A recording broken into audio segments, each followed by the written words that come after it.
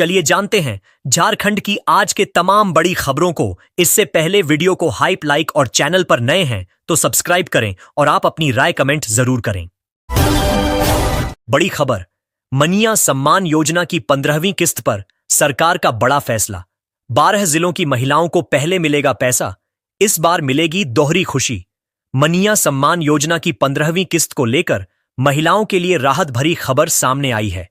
झारखंड सरकार ने तय किया है कि धनतेरस और दिवाली से पहले लाभुक महिलाओं के खाते में सीधा पैसा ट्रांसफर कर दिया जाएगा। इस बार विभाग की पूरी कोशिश है कि किसी भी लाभार्थी को किस्त पाने में देरी न हो। बाल विकास एवं सामाजिक सुरक्षा विभाग ने सभी जिला अधिकारियों को प्रत्यक्ष लाभ हस्तांतरण यानी डीबीटी की तैयारी पूरी रखने का निर्देश दिया है, ताकि विभाग से हरी झंडी मिलते ही एक क्लिक में महिलाओं के खाते में राशि पहुंच जाए। इस पूरी प्रक्रिया पर विभाग लगातार निगरानी रख रहा है, ताकि किसी को योजना का लाभ पाने में कोई परेशानी न हो। सरकार ने पहले चरण में जिन 12 जिलों का चयन किया है, उनमें रांची, जमशेदपुर, लोहरदगा, धनबाद, देवघर, बोकारो, गुमला, जामताड़ा, सिमडेगा, चतरा, पाकुड़ और गढ़वा शामिल हैं। इन जिलों की उन महिलाओं को सबसे पहले पैसा मिलेगा जिनके आवेदन और दस्तावेजों का सत्यापन पूरा हो चुका है। इस बार सरकार का लक्ष्य है कि दिवाली से पहले सभी पात्र लाभार्थियों के खाते में 2,500 रुपये की राशि पहुंच जाए। वहीं जिन महिलाओं को पिछली यानी 14वीं किस्त नहीं मिली थी, उन्हें सरकार दोनों किस्तों का एक साथ कुल 5,000 रुपये देगी। सरकार का यह कदम त्योहार से पहले महिलाओं को आर्थिक राहत देने की दिशा में एक बड़ा फैसला माना जा रहा है। प्रशासनिक स्तर पर तैयारियां पूरी कर ली गई हैं, ताकि मनिया सम्मान योजना की 15वीं किस्त बिना किसी रुकावट के सभी पात्र महिलाओं तक पहुंच सके। रांची जिले के 62,000 से अधिक पेंशनधारियों को मिली सितंबर माह की पेंशन। आधार आधारित डीबीटी से सीधे खाते में भेजी गई राशि। रांची जिले के पेंशनधारियों के लिए राहत भरी खबर है। 62,482 लाभुकों को इंदिरा गांधी राष्ट्रीय सामाजिक सुरक्षा पेंशन योजना के तहत सितंबर माह की पेंशन राशि उनके आधार लिंक्ड बैंक खातों में डीबीटी प्रत्यक्ष लाभ हस्तांतरण के माध्यम से भेजी गई है। प्रत्येक लाभुक के खाते में 1,000 रुपये की राशि सीधे ट्रांसफर की गई है। भुगतान का विवरण इस प्रकार है।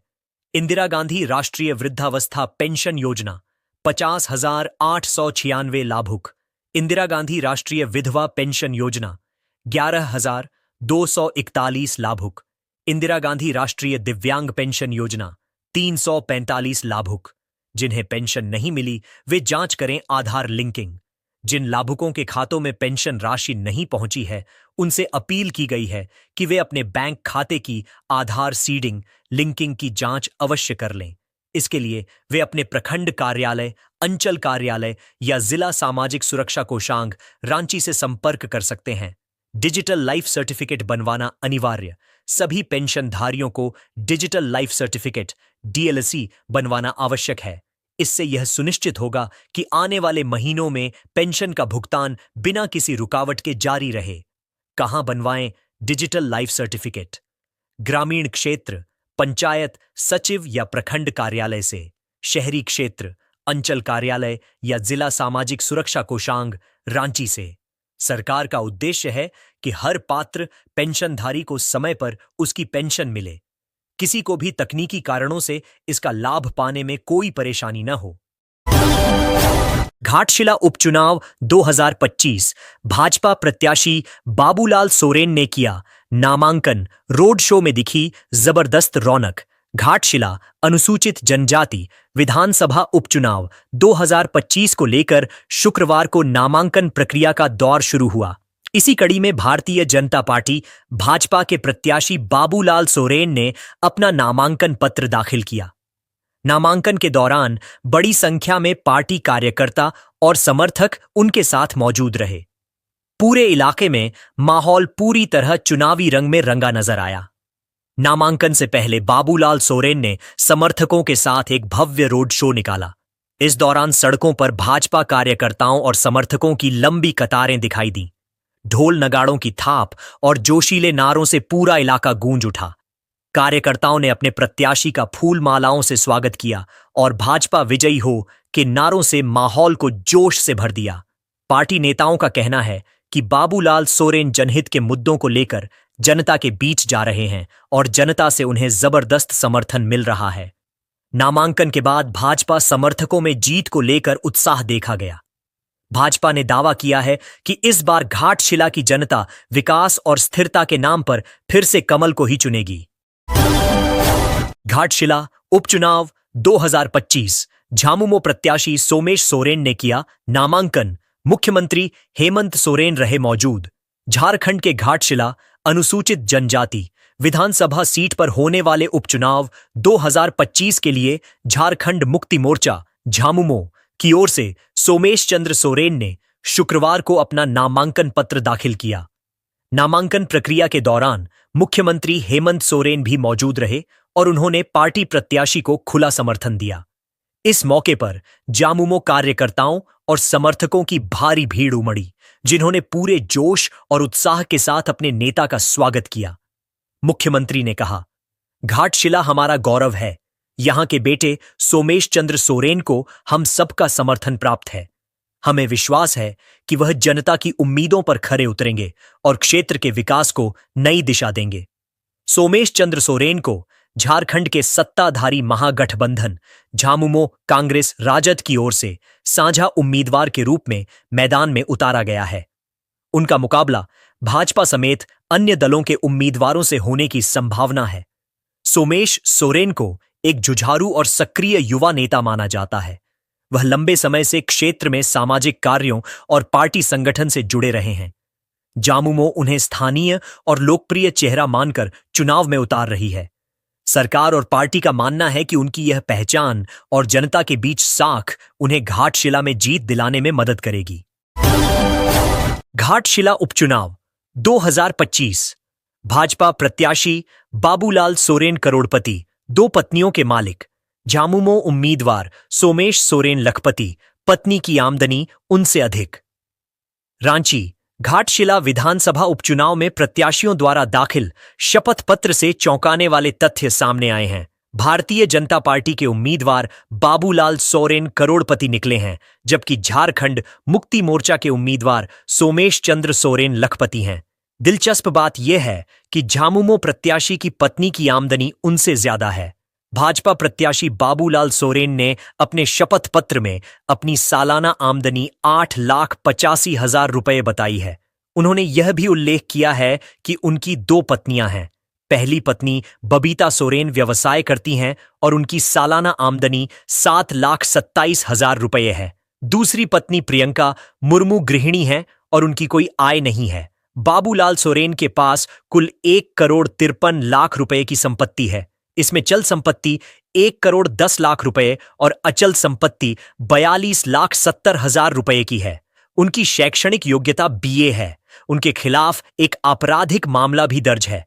वहीं झामुमो प्रत्याशी सोमेश चंद्र सोरेन ने अपने शपथ पत्र में अपनी सालाना आमदनी 6,69,000 रुपये बताई है। उनके पास एक पेट्रोल पंप है।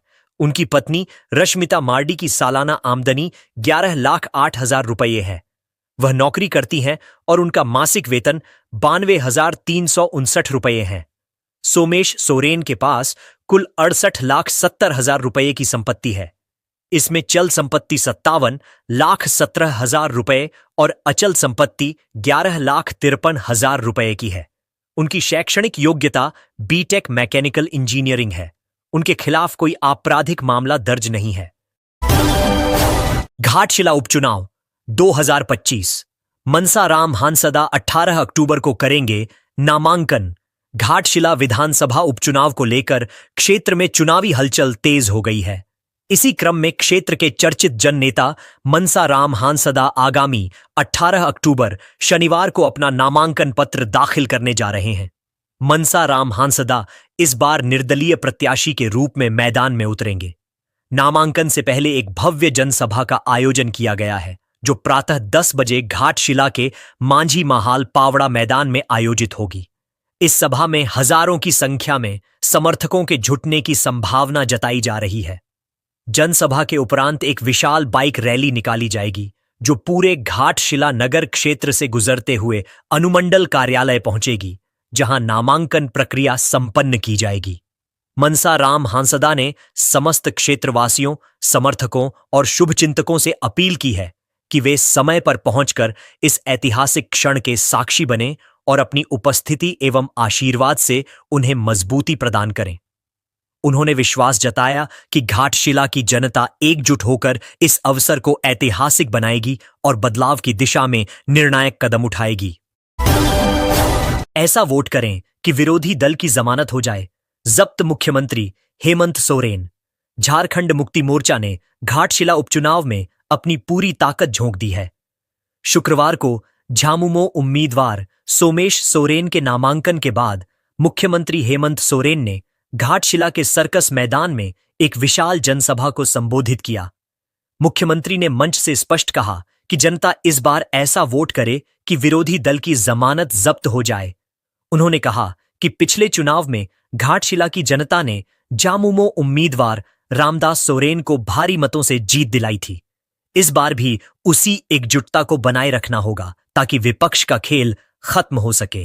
1 दर्जन मुख्यमंत्री डाले हुए हैं डेरा। मुख्यमंत्री ने भाजपा पर तीखा तंज कसते हुए कहा कि उन्हें जानकारी मिली है कि देश के कई राज्यों के 1 दर्जन मुख्यमंत्री घाटशिला में डेरा डाले हुए हैं। उन्होंने चुनौती भरे लहजे में कहा कि अगर 2 दर्जन भी मुख्यमंत्री आ जाएं तो भी आपका सीएम उन पर भारी पड़ेगा। विपक्षी दल आग का गोला छोड़ने वाले हैं, लेकिन हम छक्का छुड़ाने को तैयार है। ऐसा छक्का लगेगा कि गोला वहीं वापस लौट जाएगा। रामदास सोरेन को दी श्रद्धांजलि। हेमंत सोरेन ने भावुक होकर दिवंगत नेता रामदास सोरेन को याद किया। उन्होंने कहा कि यह संयोग ही था कि गुरुजी के निधन के कुछ ही दिनों बाद रामदास जी का भी निधन हो गया और दोनों का निधन दिल्ली में हुआ। सीएम ने इस मौके पर अपना भाषण संथाली भाषा में भी दिया। मुख्यमंत्री ने अपने भाषण में कहा, मुख्यमंत्री ने मनीया सम्मान योजना का उल्लेख किया, बिजली बिल माफी योजना के लाभों की जानकारी दी, पंडित रघुनाथ मुर्मू जनजातीय विश्वविद्यालय की स्थापना की घोषणा की, लोकसभा चुनाव से पहले बिना कारण उन्हें जेल भेजे जाने का जिक्र किया। मुख्यमंत्री ने जनता से आह्वान किया कि घाटशिला में एकजुट होकर झामुमो के प्रत्याशी सोमेश सोरेन को ऐतिहासिक जीत दिलाएं ताकि विरोधी दलों को करारा जवाब मिल सके। झारखंड विधानसभा में फिर उजागर हुआ नियुक्ति प्रोन्नति घोटाला। रांची। झारखंड विधानसभा में एक बार फिर नियुक्ति प्रोन्नति घोटाले का मामला सामने आया है। तीसरी बार हुए इस घोटाले की सीबीआई जांच की मांग को लेकर हाई कोर्ट में रिट याचिका दायर की गई है। इसके बाद विधानसभा ने इस पूरी नियुक्ति प्रक्रिया को रद्द कर दिया है। यह मामला सीमित परीक्षा के माध्यम से चतुर्थ वर्गीय कर्मचारियों को तृतीय वर्ग कणीय सचिवालय सहायक के पद पर प्रोन्नति और नियुक्ति से जुड़ा हुआ है। विधानसभा की ओर से इसके लिए 26 जून 2024 को आदेश जारी किया गया था। इस परीक्षा में स्नातक डिग्री प्राप्त चपरासी, दरबान, फर्राश, मेहतर, दफ्तरी सहित अन्य चतुर्थ वर्गीय कर्मचारी शामिल हो सकते थे। परीक्षा के लिए कुल 100 अंक निर्धारित किए गए थे। इसमें लिखित परीक्षा में पास होने के लिए न्यूनतम 40 अंक आवश्यक थे। साथ ही हिंदी टाइपिंग में प्रति मिनट 35 शब्द और अंग्रेजी में प्रति मिनट 40 शब्द की गति अनिवार्य रखी गई थी। कैराली स्कूल परीक्षा में कोई सफल नहीं हुआ। पहली परीक्षा 14 जुलाई 2024 को रांची के कैराली स्कूल में आयोजित की गई थी। इसका परिणाम 19 फरवरी 2025 को विधानसभा के अवर सचिव जितेंद्र कुमार के हस्ताक्षर से जारी किया गया। इस परीक्षा में कोई भी उम्मीदवार सफल नहीं हुआ। लिखित परीक्षा में पास हुए अभ्यर्थी टाइपिंग में फेल हो गए, जिससे मनचाहे लोगों को प्रोन्नति देने की योजना विफल रही। दूसरी परीक्षा रामगढ़ में कराई गई। इसके बाद दूसरी बार परीक्षा 14 सितंबर 2025 को रामगढ़ के राधा गोविंद कॉलेज में कराई गई। इसका परिणाम 16 सितंबर 2025 को विधानसभा उप सचिव किरण सुमन बाखला के हस्ताक्षर से जारी किया गया। इस परीक्षा में कुल 118 उम्मीदवार शामिल हुए। दोनों परीक्षाओं के परिणामों में भारी अंतर पाया गया। कैराली स्कूल की परीक्षा में लिखित अंकों और टाइपिंग स्पीड दोनों का उल्लेख किया गया था, जबकि रामगढ़ परीक्षा के रिजल्ट में केवल क्वालिफाइड या नॉट क्वालिफाइड लिखा गया। इससे मनपसंद कर्मचारियों को प्रोन्नति देने का रास्ता साफ हो गया। 23 कर्मचारियों को प्रोन्नति की सूची जारी। रामगढ़ परीक्षा के परिणाम के आधार पर विधानसभा ने 23 कर्मचारियों की प्रोन्नति सूची जारी कर दी। हालांकि घोटाले के आरोपों पर हाई कोर्ट में रिट याचिका दायर होते ही विधानसभा ने इस परीक्षा को अपरिहार्य कारणों से रद्द कर दिया। यह घटना इस बात की पुष्टि करती है कि झारखंड विधानसभा में तीसरी बार नियुक्ति प्रोन्नति घोटाले को अंजाम दिया गया है, जिससे भर्ती प्रक्रिया की पारदर्शिता पर गंभीर सवाल उठ खड़े हुए हैं। दीपावली और काली पूजा की रौनक। बाजारों में उमड़ी भीड़। महिलाओं ने दीप और सजावटी सामान की खूब खरीदारी। पाकुड़। दीपावली और काली पूजा को लेकर जिले के बाजारों में जबरदस्त रौनक देखने को मिल रही है। शाम होते ही बाजारों में चहल पहल बढ़ जाती है। महिलाएं मिट्टी के दिए, मोमबत्तियां, झालरें और रंग बिरंगी सजावटी वस्तुओं की खरीदारी में व्यस्त दिख रही हैं। पूरे बाजार में उत्सव का माहौल छाया हुआ है। इस बार लोगों में पारंपरिक मिट्टी के दियों की खरीद को लेकर खास उत्साह देखा जा रहा है। दुकानदारों का कहना है कि एलईडी लाइट्स और आधुनिक सजावट की चीजों के बावजूद लोग आज भी पारंपरिक दिए जलाना शुभ मानते हैं। इससे स्थानीय कुम्हारों के चेहरे पर भी रौनक लौट आई है, क्योंकि उनकी बिक्री तेजी से बढ़ी है। महिलाओं ने बताया कि मिट्टी के दियों से घर में सकारात्मक ऊर्जा और पवित्रता बनी रहती है। दीपावली के साथ साथ काली पूजा के लिए भी लोग विशेष सजावट की तैयारी कर रहे हैं। घरों में सफाई, रंगोली और पूजन सामग्री की खरीदारी जोरों पर है। दुकानदारों के अनुसार इस बार पिछले साल की तुलना में ग्राहकों की भीड़ दोगुनी देखने को मिल रही है। खासकर शाम के समय बाजारों में पैर रखने की जगह नहीं रहती। बच्चे भी खिलौने, पटाखे और रंगीन लाइट्स खरीदने में मशगूल हैं। त्योहार के इस मौसम में पूरा पाखुड़ शहर जगमगाता नजर आ रहा है। दीपों की रोशनी, खरीदारी की भीड़ और लोगों के चेहरों पर झलकता उल्लास, यही इस बार की दीपावली और काली पूजा की सच्ची पहचान बन गई है। विनय सिंह की याचिका हाई कोर्ट में खारिज। एसीबी के पास ठोस सबूत। रांची। शराब और वन भूमि घोटाले के आरोपी व्यापारी विनय सिंह को राहत नहीं मिली है। उन्होंने हाई कोर्ट में याचिका दाखिल कर अपनी गिरफ्तारी को चुनौती दी थी। सुनवाई के बाद न्यायालय ने उनकी याचिका खारिज कर दी। हाई कोर्ट ने कहा कि एसीबी के पास विनय सिंह के खिलाफ प्रथम दृष्टया ठोस साक्ष्य हैं। इस मामले की सुनवाई हाई कोर्ट के न्यायाधीश जस्टिस अंबुजनाथ की कोर्ट में हुई। विनय सिंह की ओर से अधिवक्ता इंद्रजीत सिन्हा ने बहस की, जबकि एसीबी की ओर से विशेष लोक अभियोजक सुमित गढ़ोदिया और अभिषेक कृष्ण ने अपना पक्ष रखा। जानकारी के अनुसार विनय सिंह को एसीबी ने 26 सितंबर को हजारीबाग में वन भूमि की अवैध खरीद बिक्री से जुड़े मामले में गिरफ्तार किया था। इस केस में बाद में दूसरे आरोपी विजय सिंह को सोमवार को गिरफ्तार किया गया। एसीबी ने इस मामले में कांड संख्या 11/2025 दर्ज की है। अदालत ने स्पष्ट किया कि जांच पूरी होने और साक्ष्यों की पुष्टि के बाद आगे की कानूनी कार्रवाई की जाएगी। यह मामला राज्य में भ्रष्टाचार और अवैध संपत्ति कारोबार के खिलाफ चल रही सख्त कार्रवाई का हिस्सा है। झारखंड उच्च न्यायालय ने अधिवक्ता महेश तिवारी के खिलाफ अवमानना की कार्यवाही शुरू की है। यह कदम 16 अक्टूबर को न्यायमूर्ति राजेश कुमार के साथ उनकी अदालत में हुई तीखी बहस के बाद उठाया गया। इस घटना का वीडियो सोशल मीडिया पर वायरल हो गया, जिसके बाद अदालत ने स्वतः संज्ञान लिया। महेश तिवारी अपनी मुवक्किल, एक विधवा महिला, के लिए बिजली कनेक्शन बहाल कराने की याचिका प्रस्तुत कर रहे थे। न्यायमूर्ति कुमार ने उनके तर्कों पर आपत्ति जताई, जिसके बाद तिवारी ने कहा, मैं अपनी तरीके से बहस करूंगा, आप मुझे अपमानित करने की कोशिश न करें।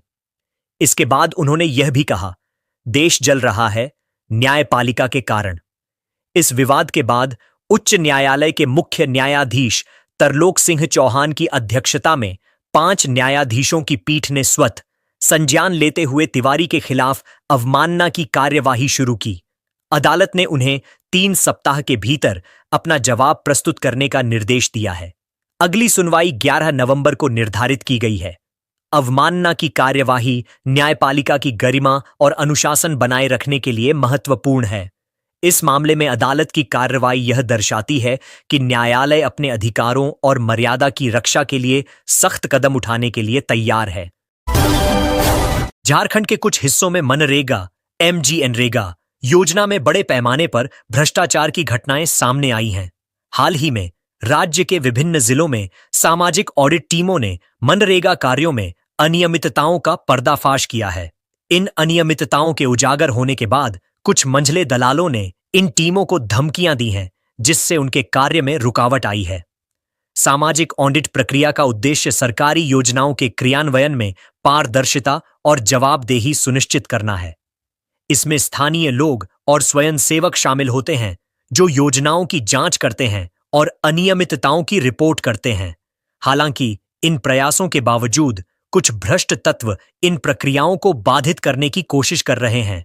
इन घटनाओं ने यह स्पष्ट कर दिया है कि मनरेगा योजना में भ्रष्टाचार को रोकने के लिए मजबूत निगरानी और सुरक्षा उपायों की आवश्यकता है।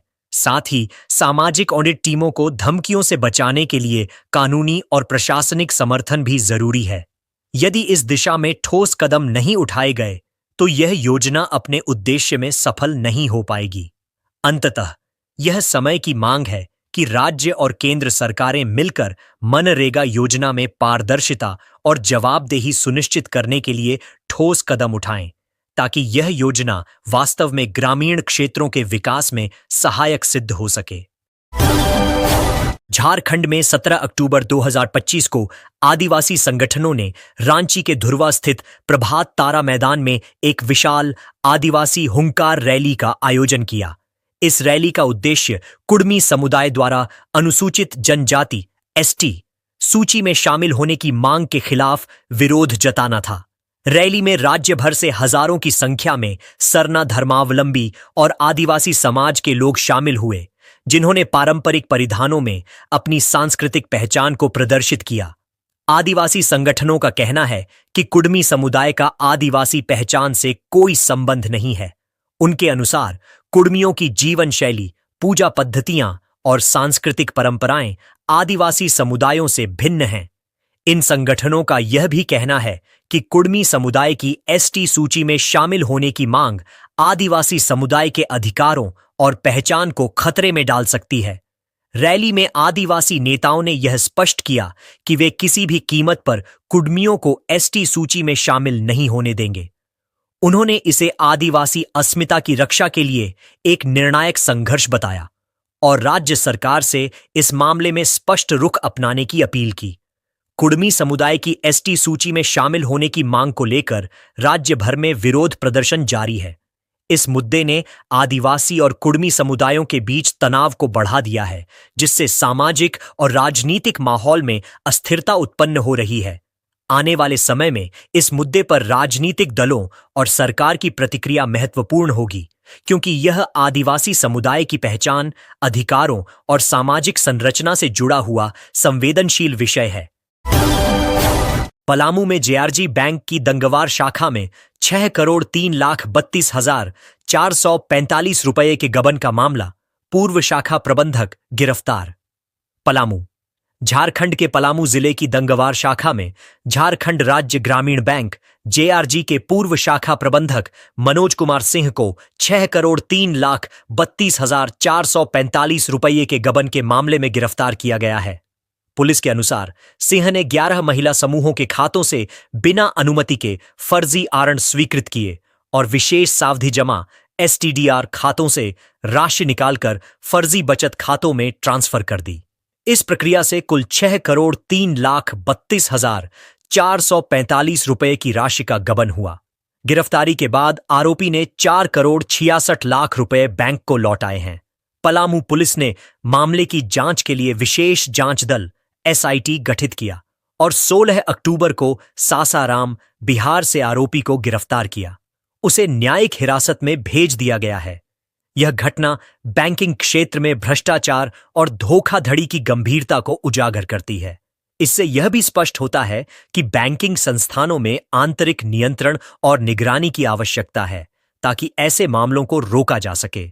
आगे चलकर इस मामले में कानूनी कार्रवाई और बैंकिंग प्रणाली में सुधार की दिशा में कदम उठाए जाने की संभावना है।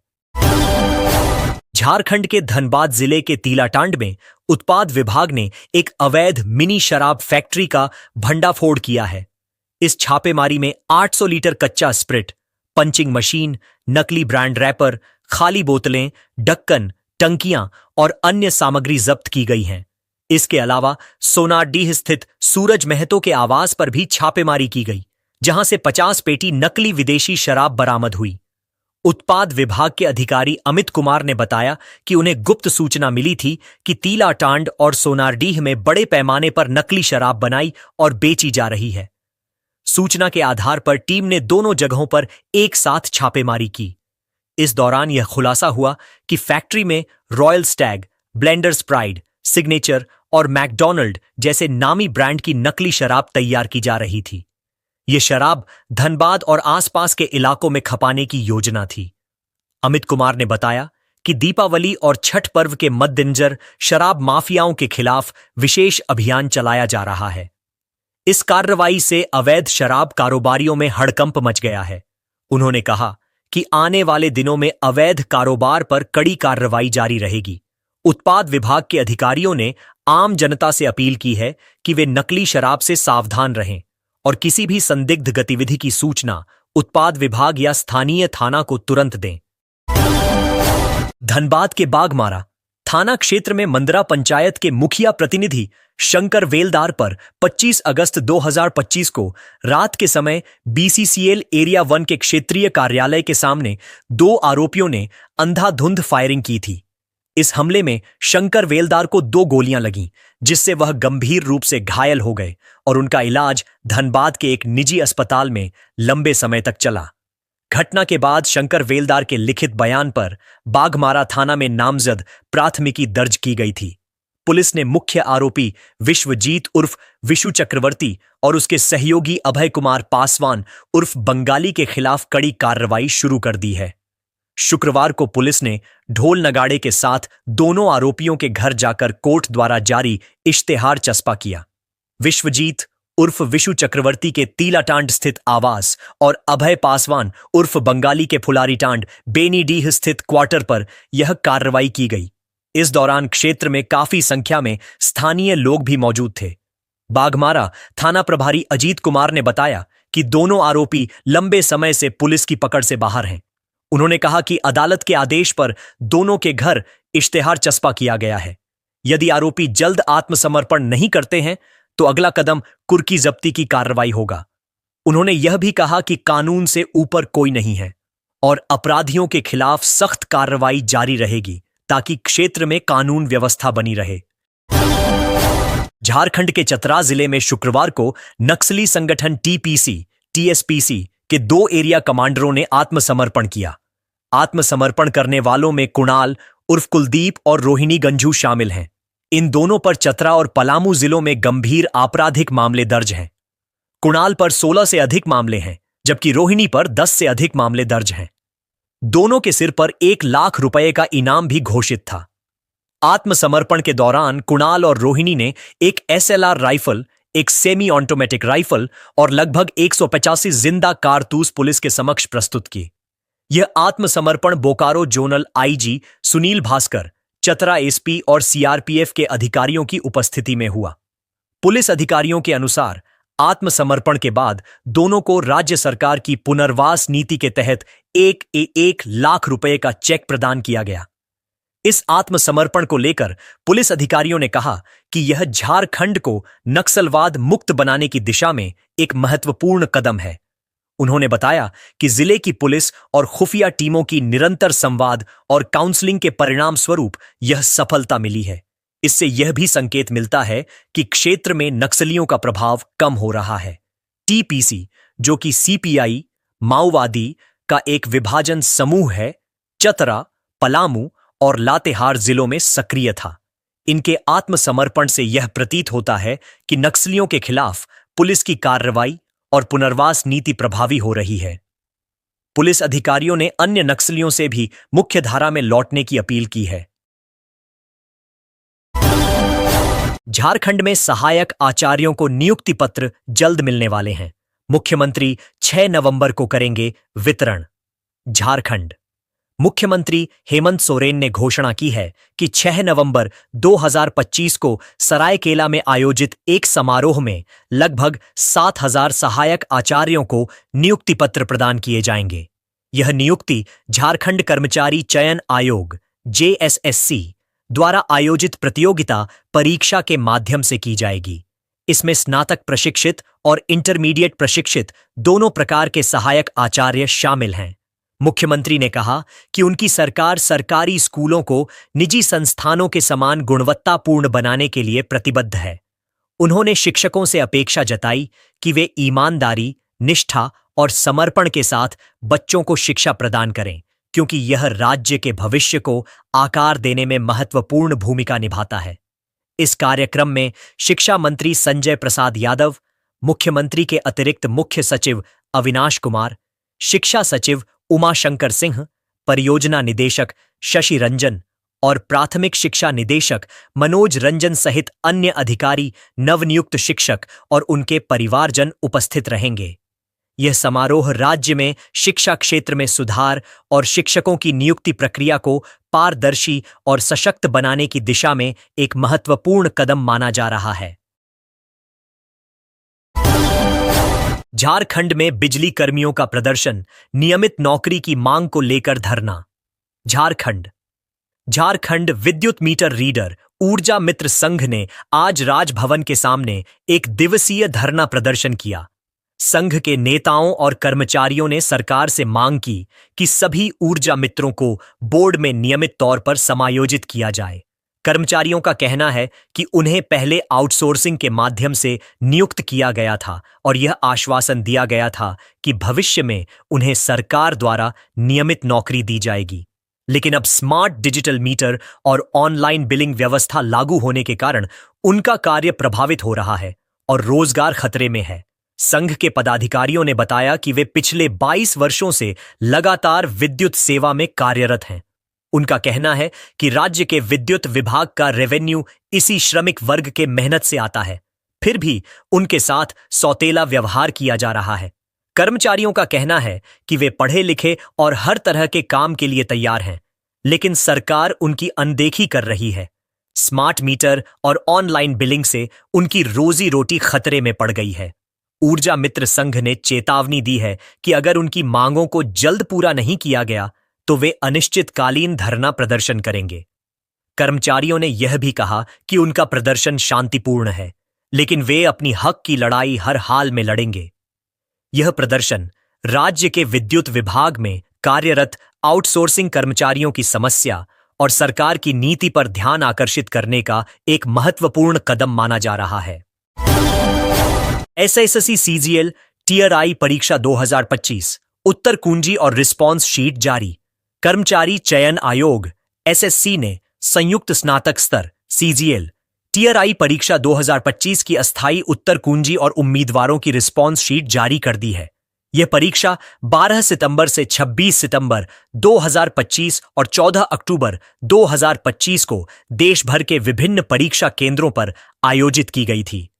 उम्मीदवार अपनी उत्तर कुंजी और रिस्पॉन्स शीट देखने के लिए रजिस्ट्रेशन नंबर और पासवर्ड का उपयोग करके आधिकारिक वेबसाइट पर लॉगिन कर सकते हैं।